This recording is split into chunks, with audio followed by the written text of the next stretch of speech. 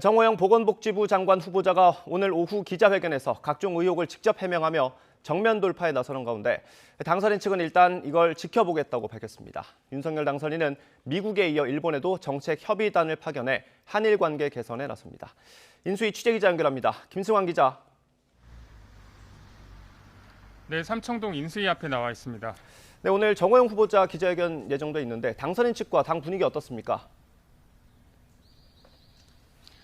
네, 정호연 보건복지부 장관 후보자는 오후 2시에 출입기자들을 상대로 기자회견을 엽니다. 한때 사퇴설이 나오기도 했지만 이에 대해서 일축한 만큼 각종 의혹에 대해서 조목조목 반박하는 내용을 말할 것으로 보입니다. 정호영 후보자에게는 이른바 아빠 찬스 의혹과 함께 아들의 병역 문제까지 불거지면서 당 내부에서도 우려가 나오는 것이 사실입니다. 조국 전 장관 사태에서도 보듯이 자녀 문제가 큰 파급력을 지닌 만큼 이에 대한 여론이 심상치 않기 때문입니다. 다만 당선인은 정 후보자에게 제기된 의혹들 가운데 법에 위반된 사항이 확인된 게 없기 때문에 지명차례 없이 그대로 가겠다는 입장으로 알려졌습니다. 조금 전 열렸던 브리핑에서 배현진 당선인 대변인도 당선인이 부정의 팩트가 확실히 있어야 하지 않느냐 말했다고 전했습니다. 이어서 과거 자녀 문제에 대해 명확한 범죄나 부정행위가 있었는지 정확한 해명을 해서 국민이 납득할 수 있는지 지켜보겠다는 입장이라고 말했습니다. 다만 더불어민주당은 정 후보자에게 조국 전 장관에게 들이댔던 잣대 그대로 검증해야 한다고 벼르고 있습니다.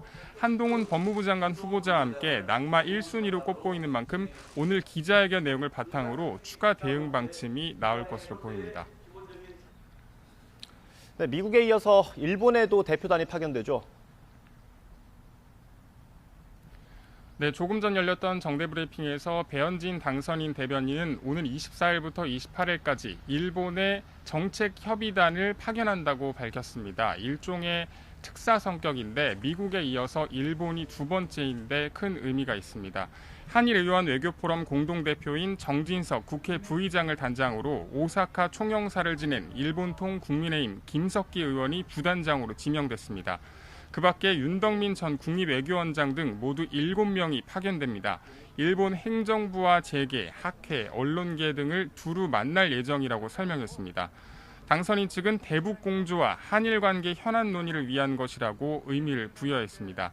이와 함께 당선인은 오늘 오후 서울 여의도 순복음교회에서 열리는 2022 한국교회 부활절 연합 예배에도 참석합니다. 지금까지 인수위 앞에서 YTN 김승환입니다.